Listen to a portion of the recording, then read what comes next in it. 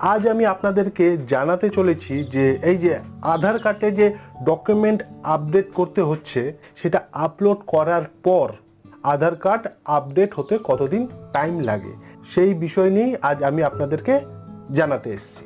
ঠিক আছে, আর সেটা জানার জন্য আমি আপনাদের কিছু আমার নিজের এক্সপিরিয়েন্স জানাবো যে আমি কিছু আধার কার্ড আপডেট করেছি সেইটা কতদিন টাইম লেগেছে, সেটা আমার নিজের যে পার্সোনাল এক্সপিরিয়েন্স হয়েছে সেই এক্সপিরিয়েন্স থেকে আপনাদেরকে জানাবো।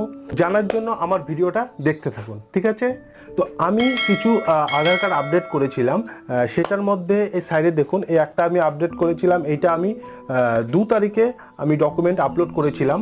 এইটা আমি 12 তারিখে দেখলাম যে আমার এটা ডকুমেন্ট যে আপলোডের প্রসেসটা পুরো ভেরিফিকেশন হোক ভ্যালিডেশন হোক সব কমপ্লিট হয়ে গেছে। আমি আধার কার্ডটা আপলোড মানে আধার কার্ডের ডকুমেন্ট আপলোড করার পর থেকে রেগুলার আমি চেক করছিলাম, 1-2 দিন পর পর করে চেক করছিলাম। তো আমি